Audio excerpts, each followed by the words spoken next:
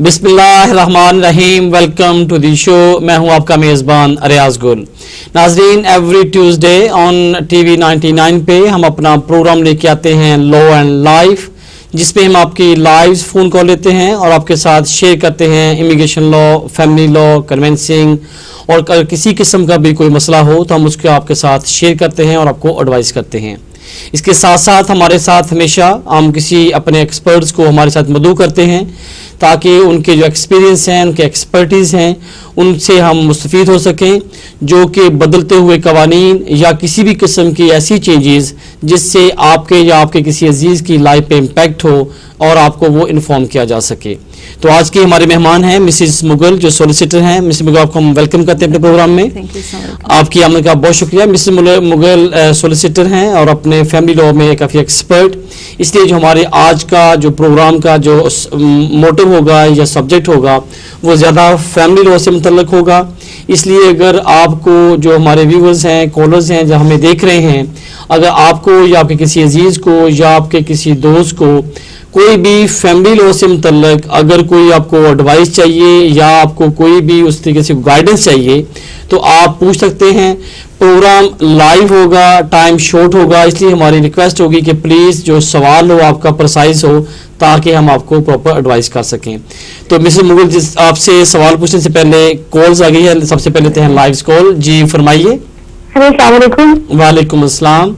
तो मेरा ये सवाल है, हमें सर्वे पॉलिसी पर यहाँ पर लीव ग्रांट हो गई है जो 2.5 साल के रूट पर 10 ईयर्स वाली है। ठीक। तो सवाल यह है कि यहाँ पे मेरे हस्बैंड का कोई क्रिमिनल रिकॉर्ड नहीं है। ठीक। लेकिन यह है कि आज से 13 साल पहले मेरे हस्बैंड मैरिड नहीं थे, यानी हमारी शादी नहीं हुई थी। मिडिल ईस्ट में इनको 2 साल की सजा हुई थी। ठीक।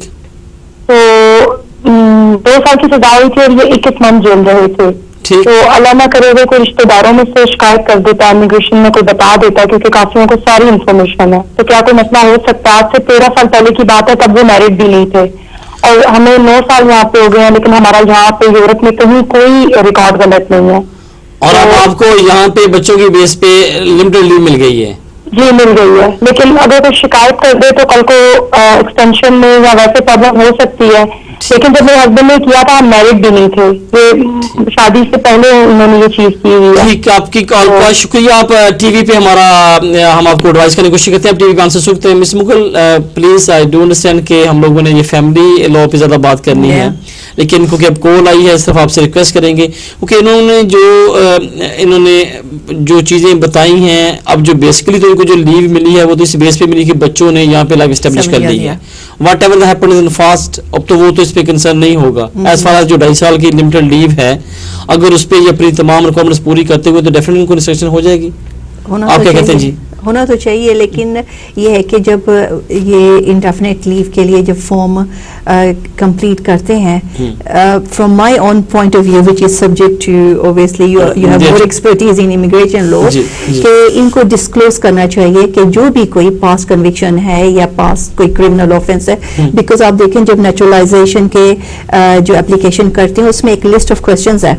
अगर फॉर सम रीजन, जिस तरह बता रही हैं कि अगर कोई काफी लोगों को पता है और उनको पता चल जाता है, तो इट्स बेटर के टू डिस्क्लोज इट, ताकि to leave it on them to decide rather than disclosing it, जिससे उनकी एप्लीकेशन को कोई ऑब्वियसली जेपरडाइज हो सकती है उनकी एप्लीकेशन। हमें ख्याल काफ़ी सारे लोगों ने ये भी देखा जा रहा है कि आजकल जिन्होंने, बल्कि ऐसे लोग मेरे सामने केसेस आने में शुरू हो रहे हैं, जब मैं देख रहा हूँ कि जिन लोगों को नेशनलिटी मिल गई है, पासपोर्ट मिल गया है, और वो एक्सटेंशन पासपोर्ट की 10 साल की एक्सटेंशन अप्लाई की किसी क्लाइंट ने, और उन्होंने पासपोर्ट उसका होल्ड कर लिया, बल्कि कर्टेल कर दिया इस बेस पे कि जो इन्फॉर्मेशन आपने the day of the application for to obtain the passport की थी वो कोई करेक्ट नहीं है। तो इसलिए आपकी बात बिल्कुल ठीक है, वो आप डिस्क्लोज करने में हजरी डिस्क्लोज कर दें, फिर उन पे छोड़ दें। और I mean I would share with you कि मेरे ऐसे 2 ऐसे क्लाइंट्स थे जिनको उन्होंने स्पेशली इंटरव्यू के लिए बुलाया था। ठीक। और फिर ज़ाहिर पैनिक हो गए, तो obviously I have to advise them कि लुक, अगर आपसे कोई चीज़ मेजर हो गई, you must disclose it to them और बता दे रीजन। मिस मुगल, एक और कॉलर लाइव पे हैं। जी फरमाइए।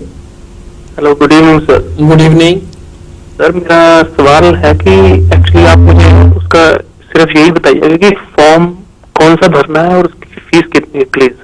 तो मैं ब्रिटिश सिटीजन हूँ यहाँ पर, एक डॉटर है 4 years old, वो भी ब्रिटिश सिटीजन है, मेरी वाइफ है ओल्ड स्पाउस वीजा पर 2 साल का, तो उनका वीजा अभी दिसंबर में एक्सपायर हुआ है। ठीक। तो सर उसमें प्रॉब्लम ये है कि, हेलो जी मैं सुन रहा हूँ, बोलिए, आप बोलिए। ठीक है सर। तो सर प्रॉब्लम ये है कि वो लाइफ इन यूके टेस्ट वो 2 बार गई हैं देने बर्मिंघम टेस्ट सेंटर में, तो वहां पर वो टेस्ट देने ही नहीं देते हैं। कभी कहते हैं कि आप पोस्ट कोड में ऐसे कर रहे हैं और पैसे भी रिफंड नहीं कर रहे हैं, और हमारे से तमाम लोग वहां पे बहुत बहुत ज्यादा प्रॉब्लम हो रही है। तो अब इतने से हम पैसे स्पेंड नहीं कर पाएंगे।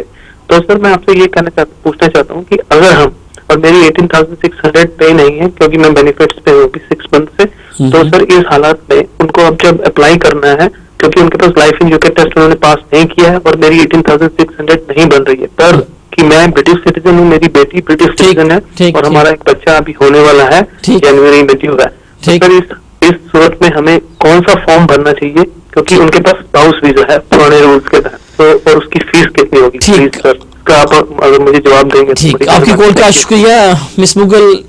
दोनों ऑप्शंस हैं, लेकिन दोनों ऑप्शन में मेरे ख्याल में इसको जनरल एडवाइस कर देते हैं, लेकिन लेट देम टू देम के प्लीज आप क्या इसमें एडवाइस करना चाहेंगे, क्या उसके बेस्ट ऑप्शन के लिए जी। अगर ये स्पाउस वीजा अप्लाई करते हैं तो फिर के पास इनकम नहीं है, लेकिन एफपी पे जाते हैं तो फिर इनको 10 साल के रूट पे जाना पड़ेगा। Is right? I think they should go. I mean, this is my view कि कि अगर ये spouses पे जाते हैं and they are not fulfilling 2 requirements, major requirements हैं, एक जो उनका जो financial threshold है, और जो दूसरा उनकी wife ने वो English का test भी नहीं पास किया, so I think that it's better to go on the FP. But FP maybe I believe they need English requirement. There is an English requirement for FP. क्योंकि वो कहते हैं कि इंग्लिश की बात कर रहे हैं कि जो life in UK test pass नहीं हुआ, लेकिन जो स्पाउस वाला है वो तो 2 साल पहले उन्होंने वीजा लिया था और उस पे उस वक्त उन्होंने वो भी A1 किया होगा या आइल्स किया होगा, तो वो रिक्वायरमेंट तो आज भी वो तो पूरी कर रही होंगी, लेकिन उनमें ख्याल आती है कि life in UK test pass नहीं हो रहा, इस वजह से वो सेटलमेंट पे नहीं जा सकते। So they can go on the FP then. I don't think so. They can go on indefinite leave then. So maybe they could apply for further extension. जी भाई, हमारा ख्याल कि अगर आप हमसे पूछते हैं कि पर्टिकुलरली स्पेसिफिकली आप फॉर्म बताएं, तो हम लोग शायद इस पोजीशन में नहीं होंगे कि आपको एग्जैक्टली टो करें कि आप ये काम करें, लेकिन 2 ऑप्शन, अगर आप स्पाउस वीजा अप्लाई करेंगे तो आपकी इनकम होनी चाहिए जो कि पूरी नहीं हो रही, लेकिन बी इन माइंड कि अगर आप दूसरे बच्चों की बेस पे या फैमिली रूट पे जाते हैं तो फिर आपको 10 साल के रूट पे डाला जा सकता है, क्योंकि आप out of the immigration rules बच्चों की बेस पे अप्लाई करेंगे, फिर 2.5 साल की 10 एक्सटेंशन के लिए उनको उस रूट पे शायद जाना पड़ जाए। आप देखें कि कौन सा बेस्ट है और गो टू द सोलिसिटर, वो डिस्कस करें अपने तमाम डॉक्यूमेंट से जाके, ताकि आपको कोई अप्रोप्रिएट एडवाइस मिल सके। आपकी कॉल का शुक्रिया। बढ़ते हैं नेक्स्ट कॉल की तरफ। जी फरमाइए। हेलो जी फरमाइए। अस्सलाम वालेकुम सर। वालेकुम अस्सलाम। अच्छा सर, ऐसा कि मैंने एप्लीकेशन डाली थी 18,600 वाली, ठीक, तो उस पे एप्लीकेशन 2 दिन पहले डाली थी, मेरा वीजा एक्सपायर हो रहा था, मैंने होल्ड पे करवा दी थी, ठीक, तो दोबारा जब वो डिसीजन है तो उसके बाद उन्होंने मुझे राइट ऑफ अपील भी दिया, एंड अब मैंने राइट ऑफ अपील में जो कोर्ट में जा रहा हूँ तो उसमें हेयरिंग है, बिकॉज मेरी वाइफ जो है वो प्रेगनेंट है, तो ब्रिटिश है वो भी, तो उसकी बेस पे मैं केस कर रहा हूँ, तो मैं पूछना चाह रहा था कि क्या मेरे बारे में। अब आपकी इनकम पूरी हुई है कि नहीं हुई? इनकम नहीं पूरी हो रही, बिकॉज उसके पास कोई जॉब नहीं है, तो ये प्रेगनेंट है और वो 6 मंथ है, एंड वो फिर कोर्ट में किस चीज को चैलेंज कर रहे हैं आप? जी सर, आप कोर्ट में किस पॉइंट को चैलेंज कर रहे हैं आप, ये आपका सोलिसिटर? सर यही जो नहीं होता आर्टिकल 8 में। ठीक ठीक ठीक ठीक, आपकी कोर्ट का शुक्रिया मिस मुकुल। मैं ख्याल थिंक आर्टिकल 8 पे यस, क्योंकि बच्चे हैं, पॉसिबिलिटी है, लेकिन थ्रेशोल्ड पूरा नहीं हो रहा, इमिग्रेशन रूल्स में नहीं जा रहा है, तो मैं फिर अगेन ये भी 10 साल के रूट में डाल दिए जाएंगे। Let's see what the outcome of the appeal is. Most likely adjudicator, if they exercise their discretion on these rules, could be, but again, obviously they are not qualifying strictly under the immigration rules. भाई ठीक है, आप wait करें, अब अपने वकील से discuss करें, हियरिंग पे जा रहे हैं, वहां पे जाके आर्टिकल 8 को फाइट करें एंड वेट करें कि डिसीजन क्या आता है, लेकिन मोस्ट लाइकली क्योंकि जो आपने अपनी फैमिली देखी है या फैमिली का बताया, अब जो बच्चों के इंटरेस्ट है उसको प्राइमरी कंसिडर करते हुए हमेशा जो जज हैं या कोर्ट हैं या होम ऑफिस है वो आपकी फेवर में डिसीजन दे देंगे, लेकिन डिपेंड करता है कि आपका वहाँ पे सबमिशन या आपके डॉक्यूमेंट एविडेंस क्या है। आपकी कॉल का शुक्रिया मिस मुगल। आज 2 के हमारा फैमिली लॉ के मतलब डिस्कस करने का इशू है हमारा सब्जेक्ट, लेकिन अगेन लाइव कॉलर हैं, लेट टेक द कॉल। जी फरमाइए। सर गुड इवनिंग जी। Good evening. सर मेरा सवाल है कि मैंने पीयर अप्रूवल की एप्लीकेशन की थी और उन्होंने मेरी वो इनवैलिड कर दी थी, राइट ऑफ अपील भी नहीं दिया था। ठीक। तो मैं उसको भी चैलेंज कर दिया है हाई कोर्ट में, और पर अभी उसके दरम्यान मेरा जो अभी कॉलेज था वो भी रिवोक हो गया है सर। तो इसका कोई इफेक्ट पड़ेगा मेरे पे या कोई नहीं? अब जो आपके स्पॉन्सर का जो लाइसेंस अब रिवोक हो गया है, अब रिवोक हो गया है, पर उन्होंने 30 पॉइंट तो पहले दे दिए थे मेरे को, मेरी तो सिर्फ फीस की वजह से इनवैलिड हुई थी एप्लीकेशन। ओके। हाँ जी। अब आप क्या देख रहे हैं फ्यूचर में, अगर आपका स्पॉन्सर लाइसेंस नहीं है, जो स्पॉन्सर आपका उसका लाइसेंस विड्रॉ हो गया, देन फ्यूचर में कोई है आपके पास स्पॉन्सर लाइसेंस, या क्या आपके पास ऑप्शन क्या है? मैं पूछने वाला अभी मेरे को अपील में जा रहा हूँ, तो भी मेरे को क्या होगा, क्या सिचुएशन होगी, उसका इफेक्ट पड़ेगा जो मेरा अभी रिवोक हुआ है कॉलेज, या क्या उसका कोई इफेक्ट नहीं पड़ेगा, क्योंकि उन्होंने मेरे को राइट ऑफ अपील भी नहीं दिया था। ठीक ठीक ठीक। लेकिन सवाल ये है कि अगर आपकी अपील आपके फेवर में अलाउ होती है तो आपको वीजा क्या देंगे वो? आपका जो स्पॉन्सर नहीं है। जी जी जी जी। आपकी कॉल का शुक्रिया मिस मुगल। इन्होंने Tier 2 वीजा अप्लाई किया, लेकिन एप्लीकेशन की तो उनके जो स्पॉन्सर उसका लाइसेंस खत्म हो गया, ये दौरान उनका रिफ्यूज हो गया, अपील में गए, अपील में स्पॉन्सर लाइसेंस खत्म हो गया। अगर इनके लिए तो फिर जब तक इनके पास स्पॉन्सर नहीं होगा तो फ्रेश एप्लीकेशन करने से तो और कोई ऑप्शन नहीं आएगी, और जज के पास भी जाते हैं वो डायरेक्शन ले सकते हैं फेवर की। Is right? या और हमें ये भी क्लियर नहीं हुआ कि whether they have applied to another. हाँ जी, दोबारा अप्लाई नहीं किया अभी तक उन्होंने। या सो अगर obviously they have to show what attempts they have made to remedy the situation. अगर ना हुआ तो I don't know how the judge is going to decide on what issues. जज ये कहता है कि ठीक है, मैं डू अंडरस्टैंड कि आपका जो वर्जन है मैं स्टेटमेंट को लेता हूँ, लेकिन आप एस्टेब्लिश करें कि जब मैं वीजा दूंगा तो किस बेस पे दूंगा, आपके पास कौन सा स्टेटस होगा। Precisely, yeah. That's the main question. बिल्कुल। और आइदर या तो ये हो कि आपने किसी दूसरे कॉलेज में एडमिशन करवा लें या हाँ जी। So in the absence of it, I don't know how the judge is going to take. जी भाई देखिए आप, क्योंकि केस के जो फैक्ट्स वो ये हैं कि जब आप कोर्ट में जाते हैं, कोर्ट में जज सिर्फ आपकी इस बात को नहीं देता कि आप अपील में आ गए और आपने बैरिस्टर को लेके आ गए, सोलिसिटर को लेके आ गए, डिसाइड क्या करें, वो हमेशा फैक्ट्स देते हैं कि फैक्ट्स क्या हैं। आपके लिए ये मस्ट है कि आपका स्पॉन्सर लाइसेंस जो है वो उसके पास लिस्ट में होना चाहिए, और वो आपको स्टिल ऑफर करे कि मैं आपको जॉब देने को तैयार हूँ, और वो आपको सपोर्ट कर रहा हो। लेकिन अनफॉर्चुनेटली वही लाइव नहीं है। इट मीन्स अगर उसके पास स्पॉन्सर लाइसेंस रिवोक हो गया, वो खुद अपने आप को मेंटेन नहीं कर सकता, then how they can maintain yourself.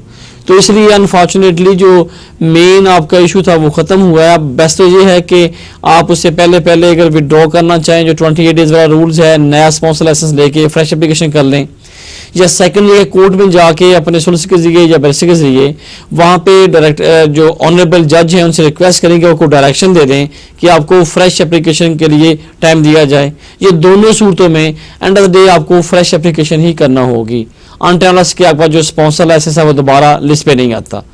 आपकी कॉल का शुक्रिया मिस मुगल। आई थिंक ज्यादा कॉलर्स जी, बढ़ते हैं नेक्स्ट कॉल की तरफ। जी फरमाइए। जी गुड इवनिंग सर, मैं अभी आपसे बात की थी, सेकंड कॉलर था मैं आपका। जी फरमाइए। तो आपने सर सही समझे कि मेरी वाइफ के पास A1 का टेस्ट तो है सर ऑलरेडी, जी आप बोल रहे थे। तो सर प्रॉब्लम एक और आप मुझे प्लीज अगर बता दें, तो सर अगर हम ILR की ही एप्लीकेशन कर देते हैं और उस दौरान अगर 1 महीने या 15 दिन में वो life in UK test pass कर लेती है, क्योंकि सर उन्होंने अभी तक दिया ही नहीं है, क्योंकि उनको देने ही नहीं दिया जा रहा। कभी वो कुछ बोल देते हैं बर्मिंघम सेंटर में, कभी कुछ। तो सर अगर वो बाद में दे देती है, एप्लीकेशन चली जाती है, तो तब भी हम सर्टिफिकेट। ओके, मुझे ये बताएं कि जो आप ये कहते हैं कि उनको एग्जाम नहीं दिया जा रहा है, यहाँ पे अगर आप UKBA की या होम ऑफिस की वेबसाइट पे जाएं तो वहाँ पे 20 डिफरेंट ऑफिस हैं। आप अगर एक ऑफिस वाले आपको नहीं देते, आप किसी और में बुक कर लें, विद इन 3-4 डेज में आपको नई डेट मिल जाती है। आप अगर बर्मिंघम में रह रहे हैं तो आप लंदन में कर सकते हैं, लंदन में रह रहे हैं तो आप बर्मिंघम में, किसी और टाउन में चले जाएं। एक टाउन में काफ़ी सेंटर है, आप चेक करें थोड़ा सा गूगल पे जाके या होम ऑफिस की वेबसाइट पे, तो डेफिनेटली आपको कोई ना कोई जगह मिल जाएगी।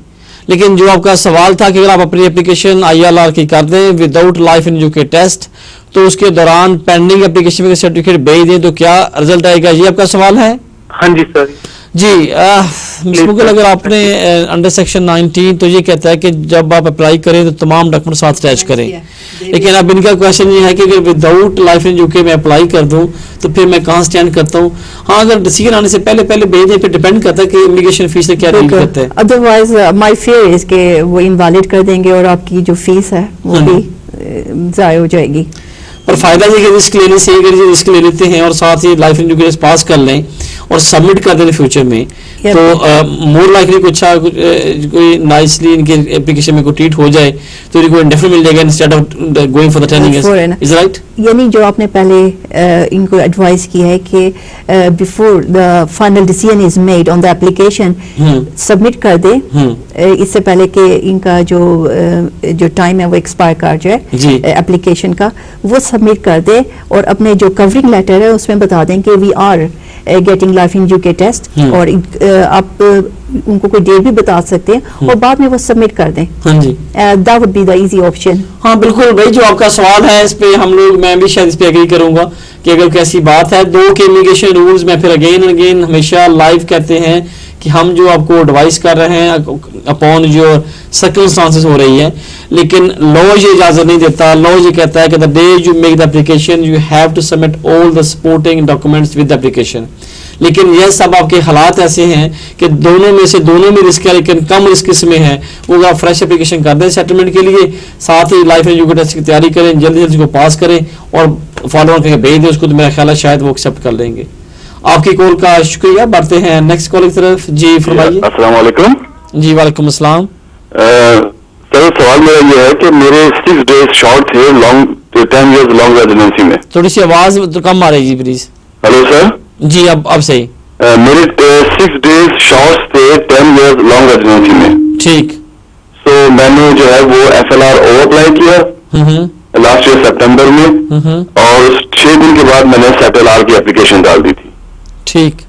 तो मेरे जो है वो हमने कवरिंग लेटर में लिख दिया था कि विड्रॉ दिस FLRO एप्लीकेशन और कंटिन्यू सेटल आर एप्लीकेशन। ठीक। लेकिन होम ऑफिस ने जो है वो मेरे से, उसमें मैंने एक अपने बच्चे का जो नया पैदा हुआ था उसमें से उसका नाम लिखा था, लेकिन उसकी फीस नहीं दी थी। तो वो मेरी एप्लीकेशन रिजेक्ट हो गई। लेकिन हम जो है वो अपील में चले गए, तो अपील भी जो है वो उन्होंने FLRO पे डिसीजन दिया, वो कंप्लीटली उन्होंने जो है वो फेल कर दिया FLRO को। लेकिन जब हम अपर ट्रिब्यूनल में गए तो जज ने हमारी परमिशन को एक्सेप्ट किया और वो डिसीजन लास्ट मंथ आया कि he has already completed 10 years lawfully in this country and he has already paid a fee as well. So जज ने डिसीजन दिया, तो होम ऑफिस का कल मुझे लेटर आया कि वो जो है डिसीजन के अगेंस्ट गया है कि भाई इनको सेटल आर क्यों हम दें। ठीक। तो सर इसका एप्लीकेशन का क्या डिसीजन होगा कोर्ट ऑफ अपील के अंदर, या कुछ प्लीज बताइए, मैं बड़ा परेशान हूँ इस में, लेकिन मैं लॉफुली 10 years कंप्लीट कर चुका हूँ। ठीक। आपकी कॉल का शुक्रिया मिस मुगल। इस पे तो हम प्रेडिक्शन तो नहीं कर सकते। उन्होंने कहा पहले लोअर कोर्ट में इनके खिलाफ हो गया, अपर ट्राइब्यूनल ने इनके अपने फेवर में दे दिया, अब वो कोर्ट अपील में चले गए मोस्टली इनके खिलाफ। तो ये सब डिपेंड करता है कि क्या वो कंसीडर करते हैं, एविडेंस अपनी दें। I won't be able to comment क्योंकि लास्ट पार्ट जो कि कॉल का था इट वाज वेरी वीक। अच्छा, जो आपकी मेरी समझ लगी है कि आपकी एप्लीकेशन रिफ्यूज हुई, लेकिन पहले तो बात ये था शायद मैं पास में नहीं जाता, लेकिन इस तरह के सर्कमस्टांसेस में अगर आपके 28 दिन शॉर्ट भी हों तब भी आपको बजाय FLRO के आपको सीधी settlement application on the base of 10 years आपको अप्लाई करना चाहिए था, या 6 दिन पहले भी थे 28 दिन से, तभी जब तक एप्लीकेशन जानी थी उसका चेक पेड होना था, फिंगरप्रिंट होने थे और the day of the decision तक आपके 10 साल पूरे हो जाने थे, तो ये 6 डे शायद आपकी फेवर में डिसाइड हो जाते। लेकिन यानी हो आपने FLRO पे गए, रिफ्यूज हो गया, कोर्ट में आ गए, कोर्ट ने आपके खिलाफ दे दिया, लेकिन अपर ट्राइब्यूनल ने आपकी फेवर में दे दिया। अब होम ऑफिस को चैलेंज कर रहा है। मुझे लगता है कि ये जो डिसीजन है वो आपके फेवर में जाएगा, क्योंकि बाई लॉ तो आपने 10 साल यहाँ पे गुजार लिए, अपने फैमिली टाई यहाँ पे कर ली, बच्चे यहाँ पे हैं, तो ये तमाम चीज़ें काउंट होंगी जब अपर ट्राइब्यूनल या कोर्ट ऑफ अपील इसको डिसाइड करेगा। लेकिन जो इमिग्रेशन रूल्स है वो भी ये कहता है कि अगर आपने कॉन्टिन्यूसली अपनी before the expire of the leave आपने फर्दर अप्लाई कर दिया है तो बिल्कुल वो लॉन्ग रेजिडेंसी में आता है जो आपने किया। अगर उसमें पेमेंट वाला थोड़ा सा प्रॉब्लम आई है तो उसको इतना बड़ा सीरियस इशू नहीं बनाना चाहिए। अब वेट करें, जब हेयरिंग होगी वहां पे जाके अपने डॉक्यूमेंट्री एविडेंस अपनी दें, स्टेटमेंट दें, तो hopefully wish for you good luck. Thanks for your call. बढ़ते हैं नेक्स्ट कॉल की तरफ। जी फरमाइए। हेलो, सत श्री अकाल वकील जी, सत श्री अकाल जी।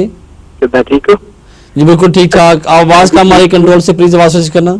हाँ, मैं ना बच्चे दे बेस पे केस लाया सी। ठीक। और बच्चा 8 साल का हो गया। ठीक। ते पहला रिफ्यूज करता सीगा, उन्होंने राइट ऑफ अपील देता मैंने। वो मैं आज ही स्पेंड की एप्लीकेशन। ठीक।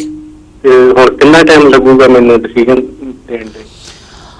ਤੁਸੀਂ नॉर्मली मिसेस मुगल उन्होंने रिफ्यूज हुआ, अपील लॉन्च कर दी, आज ही लॉन्च किया, तो how long it takes? See, by the time they receive the appeal and acknowledge it, most likely 1 month तो ये ले लेंगे। फिर इसके बाद वैसे जो मेरा अपने एक्सपीरियंस है, कुछ मेरी अपील्स बड़ी जल्दी आ गई हैं हियरिंग डेट, कुछ में डिले हुआ है। So there is not a set rule. बिल्कुल। लेकिन रफली नॉर्मली कितनी दिन लग रही थी? 3 से 4 माह, दैट्स अ जनरल टिप। क्योंकि वो सबसे पहले इसका एक्नॉलेज करेंगे, इनके पास पेमेंट चार्ज करेंगे। बिल्कुल। तो इसमें अभी हम डिफेंस भी सबमिट करना अपना। हाँ जी बिल्कुल। ये हियरिंग की बात करें कि कब हियरिंग दी जाएगी? कब हियरिंग आएगी? हाँ जी। ओ या अभी उन्होंने there will be a response from the UKBA, तो उनके पास से आएगा और फिर 3-4 मंथ्स इज अ जनरल। जी अगर शॉर्ट पूछे तो आपने अपील लॉन्च कर दिया, वेट करें, जो भी वो अपडेट करेंगे आपको वकील को बता देंगे, लेकिन नॉर्मली 3 से 4 माह लगते हैं।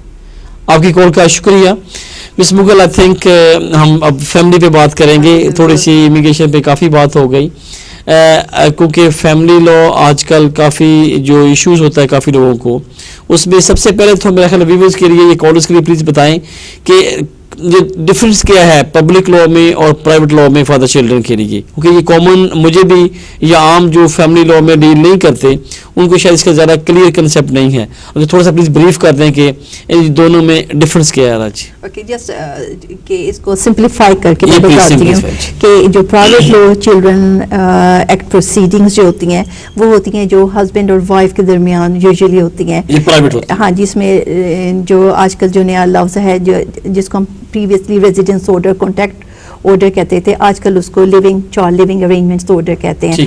अच्छा, उसमें ये होता है, ये हस्बैंड एंड वाइफ के दरमियान होती है, कभी कभार बीच में ग्रैंड पेरेंट्स भी आ जाते हैं, तो इसमें लोकल अथॉरिटी इन्वॉल्व नहीं होती, सिर्फ उनकी जो इन्वॉल्वमेंट यहाँ तक लिमिटेड होती है अगर कोर्ट रिफर करे या the children are known to social services presently और इन द पास्ट, तो जब उनकी अदर सेक्शन 47 रिपोर्ट बना दें या कैफकेस रिपोर्ट इस तरह की होती है। जो पब्लिक लॉ प्रोसीडिंग्स होती है वो लोकल अथॉरिटी यूजुअली स्टार्ट करती है ऑन द बेसिस कि उनको ये होता है, ये डर होता है कि या तो बच्चे को कोई सिग्निफिकेंट हार्म हो रहा है या इज लाइकली टू हैपन के होने वाला है। ठीक। उस बेस पे वो केयर ऑर्डर के लिए अप्लाई करते हैं। लेकिन अब जो नया ट्रेंड है और जो न्यू रेगुलेशंस है उसके तहत ये कि अगर वो समझते हैं कि बच्चे को इमीडिएट हार्म नहीं है, हाँ जी, तो वो पेरेंट्स को लेटर भेजते हैं। ठीक। और उससे पहले जो प्री प्रोसीडिंग्स मीटिंग्स करते हैं उसमें पेरेंट्स को बताते हैं कि हमारे ये रिजर्वेशंस हैं, हमें ये वरीज हैं आपके मुतालिक कि बच्चा आपके घर रह रहा है, इमोशनली हार्म हो रहा है, फिजिकल हार्म है, you know any form of harm है, कोई इश्यूज है बच्चे की वेल बीइंग से। तो ये जो प्री प्रोसीडिंग्स जो मीटिंग है आजकल ये काफी बेनिफिट बोलते हैं। बिल्कुल, it's a sort of mediation. और मैं पेरेंट्स को यही एडवाइस करूंगी कि वो ये जरूर अटेंड करें। They must contact a solicitor, क्योंकि वो मीटिंग में एक एग्रीमेंट प्रिपेयर करते हैं, उसमें पेरेंट्स को बताते हैं कि हमें ये कंसर्न है आपके मुतालिक और आपने ये काम करना है। और फॉर इंस्टेंस उनके ऊपर कोई इसी कंडीशंस भी लगा देते हैं कि कोई ऐसा बंदा जो आपके बच्चों को हार्म कर सकता है वो घर में ना आए। अगर वो आ गया उस एग्रीमेंट के बाद, it means you have breached the agreement.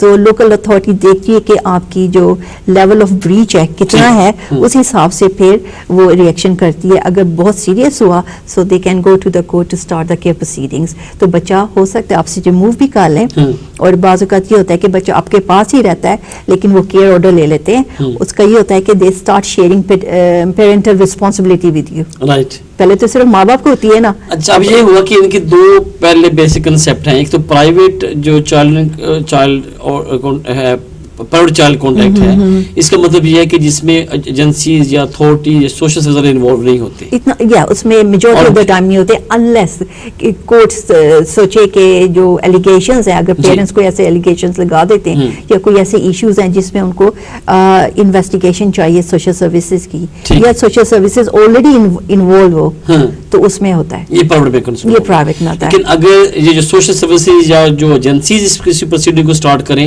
It's come under the public, under the public, that's the main thing. और इसके और भी कोई रीजंस होती हैं, जैसे फिर कोई सेट पैरामीटर्स हैं, कोई और भी कोई डिफरेंस है, कोई सिर्फ जनरल ये चीजें हैं? जी, दिस इज द जनरल ना, जो मैंने आपको बताया। अब वो जैसे केयर प्रोसीडिंग्स है, जो पब्लिक लॉ है, उसके अंदर कई ऑर्डर हैं, जैसे केयर ऑर्डर है, तो उसके बाद आपका सुपरविजन ऑर्डर आ जाता है, इमरजेंसी प्रोटेक्शन ऑर्डर आ जाता है, और सम अदर है, कोई अकोमोडेशन का सिक्योर अकोमोडेशन ऑर्डर आ जाते हैं। 3-4 ऑर्डर्स हैं जो कि लोकल अथॉरिटी अप्लाई कर सकती है, और या NSPCC भी अप्लाई कर सकती है, ऑल दीज अथॉरिटीज। लेकिन जो NSPPP क्या होगा जी? द नेशनल चिल्ड्रन प्रोटेक्शन, ठीक, ये उसका है, तो ये भी अप्लाई कर सकते हैं। हाउएवर कि जो प्राइवेट लॉ है, वो ज्यादातर जो प्राइवेट पार्टीज हैं उनके दोनों मियां बीवी के दरमियान, जिसमें बच्चे इन्वॉल्व हो, हाँ बिल्कुल, अगर ज्यादा सोशल सर्विस वाले उनका इश्यूज ना हो या उनका ज्यादा कंसर्न्स ना हो, तो यस, ये प्राइवेट में रहेगा। बिल्कुल, ये प्राइवेट में होता है। अब प्राइवेट और जो पब्लिक है, दोनों में कोई लीगली का भी कोई डिफरेंस आता है कि किस में आपको लीगल मिल सकती है, किस में नहीं मिल सकती? ओके, ये कॉमन क्वेश्चन है। या अंडर द न्यू रूल्स, आपको जो प्राइवेट लॉ प्रोसीडिंग्स है, उसमें बड़ी इसकी कंडीशंस हैं लीगल एड मिलने की, और उसमें सबसे बड़ी कंडीशन ये है कि जो अप्लाई कर रहा है जी, उसको कोई, यानी for instance if there is a significant harm to the child, या चाइल्ड एब्डक्शन का कोई केस है, उसमें मिल जाती है आपको लीगल एड। अच्छा, जो आपको लीगल एड इसलिए मिल जाती है कि पिछले 24 मंथ्स में कोई इंजंक्शन ऑर्डर है जो एप्लीकेंट ने लिया हुआ है, अच्छा, उसमें ना रिस्पोंडेंट को वेरी वेरी अनलाइकली इसको लीगल एड मिले। रिस्पोंडेंट को या एप्लीकेंट को? नहीं, रिस्पोंडेंट को। ठीक, इट्स वेरी अनलाइकली। अभी तक मैंने कोई केस नहीं किया जहाँ रिस्पोंडेंट को अलाउ हुई है, अनलेस के दे आर एक्सेप्शनल सर्कमस्टांसेस। ये बिल्कुल अभी इमीडिएट कोई ज्यादा अरसा नहीं हुआ है इसका ना, जब उन्होंने बैन किया था लीगल एड। जो पब्लिक लॉ प्रोसीडिंग्स हैं, ये नॉन मैरिट और नॉन मींस टेस्ट है, उसमें पेरेंट्स को तो मिल ही जाती है, हाँ जी, वहाँ मिल जाती है, उसमें रिगार्डलेस कि आपकी क्या इनकम है क्या नहीं, उसका नहीं फर्क पड़ता कोई भी। सही। और ये जो इसके साथ साथ जो कॉमनली जो बेसिक फैमिली लॉ में दो तरह की चीजें ज्यादा कंसेप्ट होती है, कि जैसे मैरिज है, फिर बच्चों का है, या फिर डिवोर्स है अनफॉर्चुनेटली। तो इसी तरीके से जो डिवोर्स वाले मैटर्स होते हैं, उसमें भी कोई इशू आता है कि अगर कोई सोशल सर्विस इन्वॉल्व हो तब उनका सेपरेशन हो रही है, या जनरल हो रही है, उसमें कोई वहाँ कोई कंसेप्ट है लीगल का कि किस लोगों को मिल सकती, किनको नहीं मिल सकती? डिवोर्सेस का ये है कि अगर अगेन जो पिटिशनर है जी, जो मैंने मे बी जस्ट अभी बताया था, रिफर किया था, कि अगर उसका इंजंक्शन ऑर्डर उसने कोई लिया हुआ है with in the past 24 months, with in the past 24 months, फिर दूसरा ये कि कोई प्रोसिक्यूशन हुई हुई है, पुलिस के कोई केस हुआ हुआ इस तरह का, और जो थर्ड है कि जो पिटिशनर है has gone to the refuge, ठीक, कि वो डोमेस्टिक वायलेंस के डर की वजह से, सो ऑल दीज थिंग्स कि वो काउंट करती हैं, और तो वो लीगल एड के ऊपर अप्लाई कर सकते हैं। इसमें मुझे लगता है कि ये कॉल हमारी फैमिली लॉ से मुतल्लिक होगी, तो हम लेते हैं लाइव कॉल। जी फरमाइए। जी फरमाइए। सर, मैं 2004 में जनवरी में आया था एज ए स्टूडेंट। ठीक। तो 2009 31 दिसंबर को मेरा वीजा एक्सपायर हो गया, मैंने एक्सटेंशन के लिए अप्लाई किया, मेरा कॉलेज बंद हो गया, उसके बाद मुझे किसी कॉलेज में एडमिशन नहीं दिया। ठीक। तो 2009 में मेरी वाइफ ने भी मुझे ज्वाइन किया। ठीक है, तो फिर किसी ने मुझे मशवरा दिया आर्टिकल 8 में डाल दो, आर्टिकल 8 में डाला, तो उन्होंने कंसिडर करके कर दिया, फिर मैंने कोर्ट में डाला हुआ है। ठीक। तो पूछना था क्या होगा, मेरे 2 बच्चे भी हो गए, बड़ा बेटा मेरा 4.5 साल का है। और जो आपकी मिसेज है वो भी स्टूडेंट है यहाँ पे? नहीं, वो मेरी डिपेंडेंट है। ओके, और अब आपका जो आर्टिकल 8 है उसकी कोर्ट में केस चल रहा है, क्या हो रहा है जी? उनका उसका कोर्ट में है।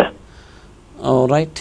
और कभी जब आपने लास्ट वीजा एक्सपायर हुआ था उसके बाद एप्लीकेशन वीजा की थी या उसके बाद की थी आपने? जब मेरा वीजा एक्सपायर होने से पहले मैंने स्टूडेंट पेंशन अप्लाई की थी। ठीक। जो कॉलेज बंद होने की वजह से दोबारा कोई मुझे किसी कॉलेज वाले ने डाला ही नहीं दिया। ठीक ठीक ठीक ठीक। तो फिर वो मुझे किसी सॉलिसिटर। और अब आपको यूके में कितनी देर हो गई यहाँ पे यूके में जी? अब मुझे 11 साल हो गए। लेकिन बच्चों के साथ 4.5 साल हो गए यहाँ पे, राइट? बच्चों के साथ हाँ 4.5 साल जी। थैंक यू आपकी कॉल का शुक्रिया। मिस मुगल से हम पूछते हैं कि वो क्या एडवाइस करती हैं। 2001 में आए थे, 11 साल यहाँ पे हो गए उनको, बच्चों के साथ इनको 4.5 साल, बच्चा पैदा हुआ 4.5 साल का हो गया। लेकिन लास्ट टाइम जब इन्होंने वीज़ा अप्लाई किया वो अनफॉर्चुनेटली रिफ्यूज़ हो गया, उसके बाद उन्होंने आर्टिकल 8 डाल दिया। अब वो चल रहा है, तो हाउ यू थिंक इनको क्या चाहिए? बस फॉलो करें उनको, अपने वकील से कोऑपरेट करें? हाँ जी, अब जो प्राइमा फेसी तो लगता है कि इनके पास आर्टिकल 8 का क्वाइट परसुएसिव केस है, बिकॉज ही हैज 3 चिल्ड्रन, दो वो रिक्वायरमेंट नहीं है कि अभी 7 years यहाँ रह गए हैं, लेकिन within 4.5 years, especially he has settled his life here. For the past 11 years, it will be difficult for him to remove from here. To be removed here. So hopefully, you know, we can only hope. क्योंकि वैसे तो under the any immigration rules तो वो आते नहीं है, he doesn't fall with the rules के मुताबिक तो इनको 7 साल यहाँ पे करके जाल में, तो फिर तो ये चाहते हैं कि जो रूल्स हैं वो तो फिर फैमिली रूट में इनको अप्लाई कर सकते हैं। लेकिन अनफॉर्चुनेटली 4.5 साल हो गए हैं। लेकिन इनकी जो हिस्ट्री है वो देखी जाएगी ऑटोमेटिकली कि उन्होंने 11 साल गुजारे हैं, and he been legally the UK for last 7 years 8 years, और बाकी तमाम चीजें अगर एक्सप्लेन की जाए तो अगर आई मीन क्वाइट परसुएसिव जैसे मैंने कहा इनका है, but it all depends on obviously the outcome of how the judge is going to take, judicator is going to take, and how the evidence will be forceful. कितना इनका strong case है और कैसे how he is going to appear as a witness, इस पे बड़ा बाजू का डिपेंड करता है। जो आपकी विटनेस है वो credibility, how you give evidence, इसके ऊपर काफी केस डिसाइड करते हैं अपील वाले। हाँ, ये अमूमन देखा जाता है जी, आपके जो फैक्ट्स हैं वो एक तरफ, लेकिन जो आपकी वहाँ पे एविडेंस देनी या जो आपकी प्रेजेंस है या जो आपकी सबमिशन है इवन आपके रिप्रेजेंटेटिव की, वो भी बड़ी काउंट करती है कि आपने उस वक्त किस पॉइंट पे आपने फाइट किया, किस पॉइंट को आपने properly just try to be explain to the जज कि आप इस बात पे आप प्लीज देखें कि ये पॉइंट्स आपने इग्नोर कर रहे हैं, या आप इसको प्लीज थोड़ा सा थॉरली देखें, तो मेरे ख्याल डेफिनेटली जो रिजल्ट डिफरेंट हो जाते हैं। You know, sometimes I have seen that even the cases are very weak, but आपका client is able to impress the judge.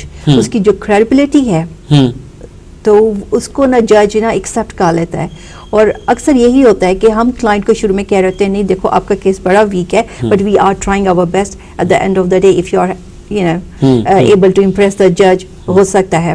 और जो client हैं they come out very positively during the cross examination, या जो कोई भी explanation बताते हैं और जो fact होता है वो fact बताते हैं। The judges they do impress. I mean I know one of my case which has no legal basis, but the judge was impressed by the mother. Miss Mughal एक और लाइव कॉल जी, फरमाइए। Hello, अस्सलाम वालेकुम जी। वालेकुम अस्सलाम जी। मेरा क्वेश्चन ये है कि मैं यहाँ पे स्टूडेंट आया था। थोड़ा सा ऊंची बोलिए, आवाज कम आ रही है जी। मैं यहाँ पे स्टूडेंट आया था 2005 में। ठीक। 2004 में, सॉरी 2004 में। ठीक। और मेरे 10 साल कंप्लीट होते हैं अगले साल फरवरी में। ठीक। स्टूडेंट के बाद मैंने वर्क परमिट का वीजा ले लिया था। ठीक। तो मैंने यहाँ से डिग्री की, अभी मैं जॉब कर रहा हूँ, तो अब मेरे क्या चांसेस है मेरा वीजा, यानी 10 साल के बाद मुझे परमानेंट वीजा मिल जाएगा? अब आपके पास Tier 2 वर्क परमिट है? जी, वर्क परमिट है। और आपका जो स्पॉन्सर है वो स्पॉन्सर लिस्ट पे है यूके बीए की? जी। ठीक है, फिर कोई प्रॉब्लम नहीं जी। अगर आपने 10 साल गुजार लिए तो फिर मिस मुगल तो फिर तो कोई प्रॉब्लम नहीं। प्लीज आप एक्सप्लेन करें जी। You have already explained to them, आपको तो कोई प्रॉब्लम नहीं है। 10 साल यहाँ पे गुजार लें, लॉ के मुताबिक आप किसी भी कैपेसिटी में या किसी भी कैटेगरी में स्विच करते हुए, या यूँ समझ लें कि अगर डिफरेंट वीजाज पे आप by the law legally with in a country 10 year गुजार लें। जैसे पहले आप स्टूडेंट आए थे, फिर आपने बोला कि शायद आप IES पे चले गए, फिर उसके बाद आप अंडर Tier 1 पे चले गए, फिर स्विच कर लिया Tier 2 पे आ गए। तो इन ऑल द मीन्स अगर तमाम कैटेगरीज इन कंट्री आपकी एक्सटेंशन होती रही, कोई गैप नहीं आया, और आपने हमेशा विद इन कंट्री आपको वीज़ा मिलता रहा है और आप 10 साल पूरे कर लेंगे, तो जो 10 साल के बाद इंडेफिनिट की रिक्वायरमेंट है कि life in UK test pass कर लें, साथ आप B1 पास कर लें, तो बिल्कुल आप क्वालिफाइड करते हैं कि आपको यहाँ पे इंडेफिनिट मिल जाए।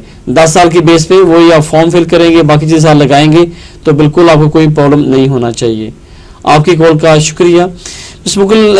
क्योंकि कुछ कंसेप्ट था कि अगर हम लोग सिर्फ कुछ ऐसी अनफॉर्चुनेट कैटेगरीज हैं जिस पे अगर आप टाइम गुजारे तो 10 साल पे काउंट नहीं होता। उनमें सिर्फ 2 जो हैं वो मेजर हैं। एक तो वो ये कहते हैं कि अगर आप यूरोपियन के डिपेंडेंट हो जाएं तो फिर आपके पास रेजिडेंस परमिट आ गया। जो रेजिडेंस परमिट है वो अंडर इमिग्रेशन रूल्स नहीं आता, इसलिए जो टाइम आप गुजारेंगे वो 10 साल के लिए काउंट नहीं होगा। ये सबसे पहला एक इनका जो है।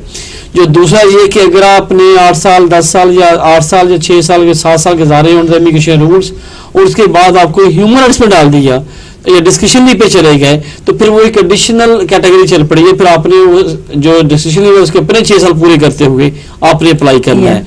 इसलिए 2 चीजें हैं, अदरवाइज किसी भी कैपेसिटी में हो तो आपको तो कोई प्रॉब्लम नहीं होता। राइट। और एक ना मुझे याद आया अभी यूरोपियन नेशनल्स के कि यूजुअली आपने देखा हो कि यूरोपियन नेशनल से जब शादी करते हैं and within even not after the expiry of 5 years divorce हो जाती है 2-3 साल के बाद जी। So how they are going to fall under the retained right of residence? इसमें बिल्कुल 2 हैं। अच्छी बात है, आप सवाल करेंगे मैं बोल दूंगा। अच्छी ठीक है। इसमें 2 चीजें हैं। लॉ ये कहता है अंडर जो यूरोपियन रेगुलेशंस 2006 के मुताबिक आपने अपने यूरोपियन के डिपेंडेंट के 5 साल गुजारेंगे तो यू क्वालिफाइड कि आप यहाँ पे सेटलमेंट पे चले जाएं। उसकी शर्त 2 है कि आपका रिलेशनशिप सबसिस्टिंग है, 5 साल आपने इकट्ठे रहे हैं और उसके साथ साथ जो आपकी यूरोपियन स्पॉन्सर है उसने हमेशा अपने यूरोपियन टीचर को यहाँ पे एक्सरसाइज किया, क्वालिफाइड वो फुल टाइम स्टूडेंट थी, फुल टाइम एम्प्लॉय थी या सेल्फ एम्प्लॉय थी, एनी कैपेसिटी वो पर जो यूरोपियन राइट्स हैं को एक्सरसाइज कर रही थी। लेकिन इसके साथ साथ अनफॉर्चुनेटली अगर किसी लोगों की दरमियान में सेपरेशन हो जाए तो फिर जो यूरोपियन रेगुलेशन की जो एक प्रोविजंस है वो ये आपको अलाउ करती है कि उसमें आप विद इन अ टाइम भी अप्लाई कर सकते हैं। लेकिन उसकी आगे 2 कंडीशंस हैं कि आपने कम से कम 3 साल पर रिलेशनशिप मेंटेन रहा हो और उस 3 साल के अंदर अंदर जो यूरोपियन है उसने कोई से 12 महीने एटलीस्ट अपने जो राइट्स हैं उसको एक्सरसाइज किया हो। अगर ये 2 चीज़ें साबित कर दें और साथ ही कि आपकी सेपरेशन के बाद एब्सोल्यूट डिग्री आपके पास हो, सिर्फ सेपरेशन इज नॉट ओनली, लेकिन साथ साथ आपकी डिवोर्स हो गई हो और बाय लॉ आप काउंटी कोर्ट की तरफ से आपकी सेपरेशन डिक्लेयर हो गई है, yes then you can apply. Sometimes for instance there is a scenario where the European national he disappears and the spouse is unable to find कि वो जो within a year he was a qualified person वो अपने सारे वो ले जाता है, ठीक सारे अपने एविडेंस ले जाता है, nothing is left. तो उस सूरत पे क्या होगा? ये बहुत आर्गुएबल और आपने अच्छा टफ क्वेश्चन पूछा, लेकिन मैं पूरी कोशिश करूंगा। अब ये बहुत दफा आर्गुमेंट हुई है कि देखिए जब उनकी सेपरेशन हुई है तो हाउ इट बी पॉसिबल कि he have the access with the bank and how he have the access to the all the उसकी वेजेस स्लिप्स या बैंक लेटर्स या उसकी कोरेस्पोंडेंस की बात कर ले तो ये पॉसिबल नहीं हो सकता। लेकिन होम ऑफिस कहता है कि या होम ऑफिस की या बाकी जो रूल्स हैं वो यही कहते हैं कि कम से कम प्रूफ दें। फिर यस ऑफ कोर्स कम से कम आपको उसके वेयर अबाउट है इंफॉर्मेशन है आप वहाँ कलेक्ट करें वो दे सकते हैं। इसकी मिसाल अभी रिसेंटली कोर्ट में एक सवाल पूछा गया दोनों को सेपरेट करके कि आप बताएं कि आपकी मिसेस के मोबाइल जो बैंक कार्ड उसका पिन नंबर क्या है। बी वेरी ऑनेस्टली मैं ख्याल 90% आम लोगों को मुझे शायद नहीं पता होगा, शायद हमें आम जनरल लाइफ में अपने स्पाउस के बैंक पेन नंबर का नहीं पता होगा, जिस पे ऑब्जेक्शन किया गया। लेकिन सवाल देखिए कि इस हद तक अब मतलब ये कुछ ऐसे सिचुएशंस हो जाती हैं जिस पे हम लोग आके हम समझते हैं कि 2 के आर्गुएबल है, लेकिन बेबसी का ही आलम कि देखिए अगर कोर्ट में ये पूछा जाए कि पेन नंबर तो ये तो हमारी काउंसिल ने फिर ऑब्जेक्शन किया कि मतलब योर ऑनर ये तो टोटली प्राइवेसी के खिलाफ है कि यहाँ पे कोर्ट में इतने लोग बैठे हैं, अगर ये पेन नंबर बताएगा पहली बात तो ये सबको पता चल जाएगा। और सेकंड ये है कि ये पिन नंबर पता होना हाउ टू बी पॉसिबल कि ये मस्त पता हो। हाँ पूछा आपने सेस करना है, टेस्ट लें आप इनको चेक करें कि रिलेशनशिप जेन्युइन है।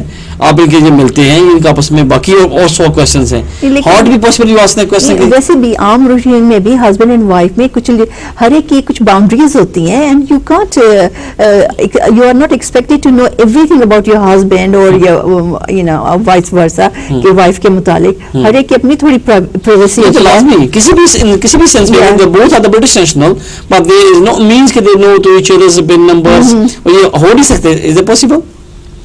लेकिन जो आपका सवाल था मिस मुगल के ठीक उस हालात में मेरे ख्याल में सिर्फ आर्गू किया जा सकता है कि ये मेरे पास प्रूफ है, ये कंपनी में काम किया है, ये उनका इंश्योरेंस नंबर है, आप हम उसका ये प्रूफ दे सकते हैं। लेकिन 2 रिक्वायरमेंट मांगते हैं, कम से कम 12 महीने उन्होंने किया हो और उसके बाद 3 साल का पार्टनरशिप, ये 2 चीज़ों की रिक्वायरमेंट होती है जी। Thank you miss Mughal. नाज़रीन, मेरा और आपका साथ जान तक और इसके साथ साथ हम मिस मुगल के बहुत शुक्रगुजार कि वो यहाँ पर तशरीफ़ लाई और आपने अपने एक्सपर्टीज से एक्सपीरियंस से तमाम जो हमारे व्यूवर्स हैं कॉलर्स उनको आपने इन्फॉर्म किया। नाज़रीन, मुझे जिन्होंने हमारे प्रोग्राम में कॉल किया सराहा उनका शुक्रिया, जिनकी हम कॉल नहीं ले सके उनसे मुलाकात होगी नेक्स्ट ट्यूसडे सेम टाइम एक नए मौजू के साथ और इंशाल्लाह एक नए मेहमान के साथ। तब तक मुझे इजाज़त दीजिए, अल्लाह हाफिज़।